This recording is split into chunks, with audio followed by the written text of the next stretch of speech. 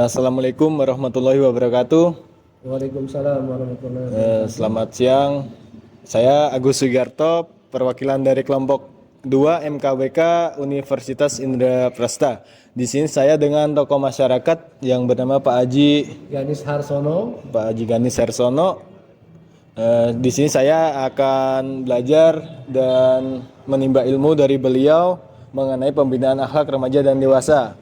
Untuk waktunya dan tempat saya persilahkan. Ya, Bismillahirrahmanirrahim. Assalamualaikum warahmatullahi wabarakatuh. Waalaikumsalam. Bismillah, alhamdulillah, wassalatu wassalam ala rasulillah. Allahumma salli ala Sayyidina Muhammad wa ala ali Sayyidina Muhammad. Amma ba'du. Faya ibadallah, usikum wa ya bitaqwallah wa ta'atihi la'alakum tattaqun. Shadaqallahul azim. Para adik-adik sekalian, dalam rangka membina akhlak yang mulia, perkenalkan kami atas nama Haji Ganis Harsono, pengurus DKM Masjid Nurul Jihad, Kelurahan Ciganjur, beralamat di Jalan Sadaraya nomor 35. Berkenaan dengan tugas belajar, kami akan memberikan beberapa masukan informasi tentang bagaimana membina akhlak remaja yang mulia. Yang pertama adalah perlu diingat bahwa Allah berfirman, sebaik-baiknya manusia adalah manusia yang paling bertakwa dan manusia yang paling bermanfaat. Takwa dalam arti takwa adalah pengertian yang sangat luas. Takwa adalah takut akan hal-hal yang berbuat di luar perintah Allah. Dan takwa adalah melaksanakan seluruh perintah Allah Subhanahu wa ta'ala. Bagaimana caranya? Adalah menjaga takwa itu dengan cara menjaga hati. Karena setiap manusia, semua Allah titipkan segumpal daging dalam diri manusia. Bila segumpal daging itu adalah berupa hati, ada yang mengatakan itu berupa jantung. Tapi sebenarnya itu adalah, kalau diterjemahkan lebih jauh, hati dan heart adalah otaknya manusia, bukan di pikiran, tapi ada di hati. Karena setiap tindakan kita digerakkan oleh hati. Bila hatinya baik, pasti perbuatannya akan menjadi baik.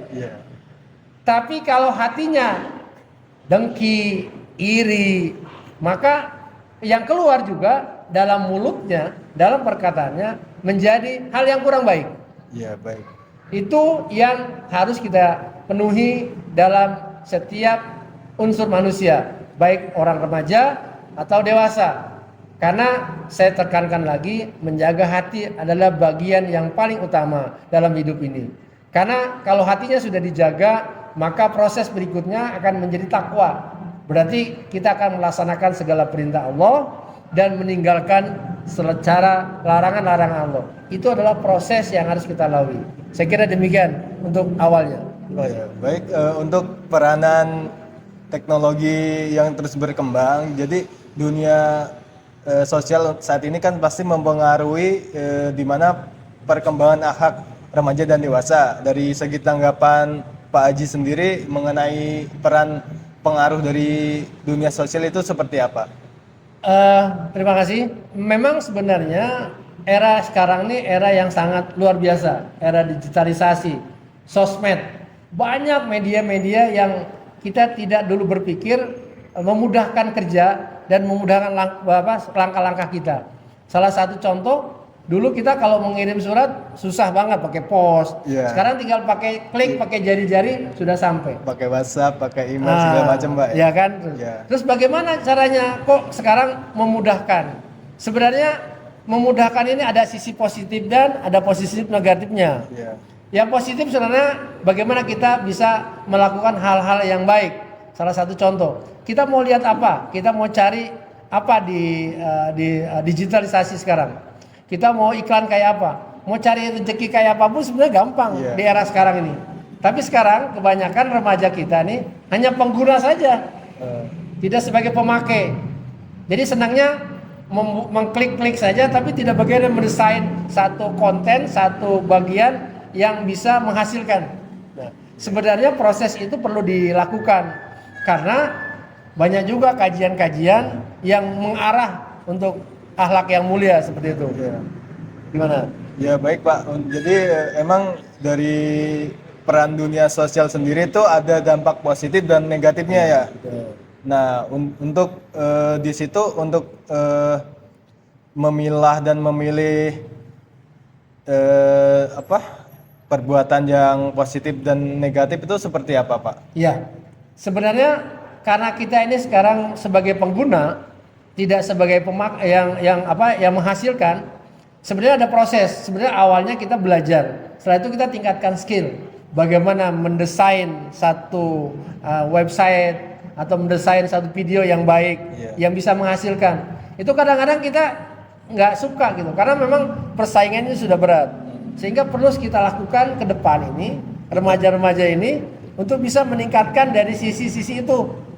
Ya, sisi-sisi belajarnya dinaikkan. Berarti kita itu kudu mengupgrade diri kita, potensial kita, skill kita ya Pak, untuk mengenai dunia digital sekarang ini. Digital sekarang, cuma diarahkan ke dalam sisi yang positif untuk membangun akhlak dan kepribadian kita sendiri sebagai remaja Pak, gitu ya Pak. Itu yang paling pas di jawabannya. Ya, yang paling utama ya. Untuk saran dari Bapak sendiri mengenai mencegah hal negatifnya dari segi dunia sosial bagi remaja dan dewasa itu seperti apa Pak? Sebenarnya peran pemerintah juga ada di sini, ya, di mana ada banyak situs-situs yang sekarang ini kan banyak, ya kan? Kita mau lihat apa nih? Chat sekarang masih ada nggak sih? Yang bisa tinggal pencet dia jawab sendiri gitu kan? Nah, kalau sekarang kan kita pakainya blog misalnya atau pakai YouTube di situ kan. Kita lebih senang-senang yang mana nih? Nah, itu sebenarnya karena di dunia kita ini sebenarnya banyak yang bisa kita lakukan, ya. Cuma kadang-kadang kita ini terlena, males gitu loh. Karena perlu proses belajar, kayak misalnya skillnya dinaikin. Dari mendesain sesuatu menjadi lebih menarik, itu kan perlu proses waktu. Perlu keterampilan. Itu yang kadang-kadang remaja itu nggak mau tuh ke arah sana tuh. Maunya yang gampang-gampang aja. Kirain yang dikasih mikir yang agak berat, malah nggak mau Pak ya. Kira-kira seperti itu. Nah, untuk mengarahkan para remaja dan dewasa ke arah keagamaan yang religius, kayak seperti mengajarkan mereka memperbaiki hubungan secara individual dengan Tuhannya, baik seperti belajar mengaji dan kegiatan religius lainnya, itu Bapak mengarahkannya dengan seperti apa? Ya, sebenarnya banyak yang bisa kita lakukan. Salah satunya adalah karena kita ini sekarang harus banyak belajar. Yang paling pokok adalah karena kita orang Muslim, ini kita bicara Muslim. Muslim berpedoman pada Quran dan hadis. Sekarang pada bisa baca Quran kan anak remaja sekarang? Ditanya. Alhamdulillah kalau saya sendiri bisa Pak. Bisa. Yang lain itu harus ditanya. Baca Qurannya sudah benar belum? Marojul hurufnya sudah benar belum? Terus setelah itu baca bagaimana tafsirnya, dikaji. Jadi karena kalau kita ngaji di YouTube, ngaji di sosmed, di sosial media, itu harus ada gurunya.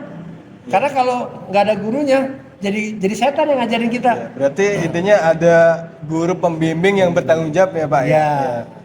Baik di sini berarti saran Bapak itu pertama bagi anak remaja dan dewasa itu meningkatkan kualitas diri, membangun potensial diri, meningkatkan soft skillnya untuk ke arah yang lebih positif, ke arah yang lebih baik lagi. Nah di sini juga selain dari peran media sosial, ada peran penting lagi Pak. Yang lebih penting yaitu peran keluarga. Nah, jadi peran keluarga sendiri dari kacamata pandangan Bapak itu seperti apa? Sebenarnya memang semua saling kait mengkait. Baik lingkungan, baik keluarga, baik tetangga sebelah, baik teman kita, itu punya pengaruh. Kalau kita bergaulnya kepada tetangga, teman kita yang ngajak hal-hal yang negatif, pasti remaja ikutan tuh. Tapi kalau misalnya kita bergaul kepada orang-orang yang suka ngaji, orang-orang yang sholatnya benar, ya kan, ikut kajian orang soleh, itu akan kena dampaknya. Sama dengan hadis Nabi bahwa mengatakan orang yang bergaul dengan yang baik maka kan dampaknya akan baik. Maksudnya gini, kalau dia bergaul dengan orang minyak wangi maka dia akan jadi wangi. Tapi kalau dia bergaulnya dengan orang yang kuli bangunan, dia akan juga jadi bau kuli bangunan. Kira-kira itu yang mesti kita lakukan. Dan yang paling pokok sebenarnya peran keluarga. Orang harus open di keluarga. Misalnya, ya memang sekarang ini dunianya dunia sibuk. Bapak kita pulangnya sore, berangkat pagi, ya kan? Anak-anak tidak mau komunikasi. Remaja, anak mau ngomong sama bapaknya, sama ibunya. Paling dia mainnya di gadget. Kadang-kadang dalam satu rumah saya sendiri terjadi tuh. Mau bilang mau pergi, ngomongnya pakai handphone. Saya pergi dulu ya. Loh. Harusnya kalau dari segi akhlak itu matur secara lisan Pak ya. Ya. Bahkan mencium tangan. Cium tangan. Ya. Itu menunjukkan salam hormatnya kepada orang tua Ya. di situ ya. Ya. Terus di sini untuk kedepannya Pak Haji sendiri cara pandang untuk pembinaan akhlak remaja dan dewasa sendiri seperti apa? Ya, sebenarnya saya punya pemikiran lama, sudah hampir 2 tahun yang lalu. Saya menciptakan salah satu generasi muda. Karena dulu saya pernah tahun 90, tahun 80 waktu saya masih muda, saya menciptakan remaja masjid. Namanya Remaja Masjid Ikhwani. Itu terdiri dari 20 masjid dan musola. Setelah saya sudah tua, sekarang ini umur saya sudah 60 tahun, saya pengen juga remaja-remaja di lingkungan kita punya remaja masjid. Tapi kemarin kita sudah membentuk 2022 itu namanya waktu Covid kita bentuk namanya Remaja Masjid Primagasa. Jadi Persatuan Remaja Masjid Islam Ciganjur Jagakarsa. Ini terdiri dari sekitar 60 orang dan 7 masjid. Kegiatannya salah satunya adalah sosial media. Itu yang kedua kegiatan mereka adalah hadroh. Maulid setiap malam Jumat. Terus ikut kegiatan-kegiatan hari-hari besar Islam. Terus ikut festival-festival hadroh. Dan memang yang belum kita harus lakukan adalah pengajian remaja. Ini yang saya pengen ngimpi. Kapan remaja bisa punya pengajian khusus remaja? Ya, jadi semacam kayak perkumpulan anak remaja yang di situ bikin kajian Islami gitu Pak ya. Kajian-kajian religius yang intinya membangun dan mengarah ke ketakwaan kita, meningkatkan ketakwaan kita kepada Allah ya Pak ya. Jadi ada sedikit info teman-teman bagi yang teman-teman yang ingin belajar tabligh, belajar Quran bisa hubungi Pak Haji dan akan diarahkan ke yayasan beliau. Terima kasih Pak Haji mengenai saran pembinaan akhlak remaja dan dewasa. Di sini saya banyak menerima ilmu dari Pak Haji, banyak menerima pengalaman yang berharga yang dari Pak Haji sampaikan dan Pak Haji tuturkan. Jadi teman-teman di sini saya menarik sebuah nilai pokok kesimpulan, yaitu intinya untuk menjaga ketakwaan kita harus menjaga hati ya Pak Haji ya. Intinya hati kita, karena hati kita itu peran penting, peran utama. Karena jikalau hati kita baik, jikalau hati kita bagus, maka perbuatan, ucapan, kata, dan tindakan serta perilaku kita akan baik. Jikalau hati kita kotor, maka perilaku, ucapan, dan sebagainya itu pasti kurang baik tentunya. Terima kasih Pak Haji atas waktunya. Terima kasih. Saya beserta teman-teman banyak mengucapkan terima kasih Pak Haji. Mudah-mudahan ini bisa bermanfaat buat teman-teman. Boleh diedit, boleh nanti disebarin. Tapi saran saya kalau mau ketemu remaja yang lebih lengkap, datanya ke Aliman, nanti saya kenalin supaya lebih. Jadi jangan cuma sekedar tugas doang nih. Jadi harus belajar ilmunya lagi. Iya Pak, terima kasih. Ya, sama-sama. Sekian dari saya. Assalamualaikum warahmatullahi wabarakatuh. Waalaikumsalam.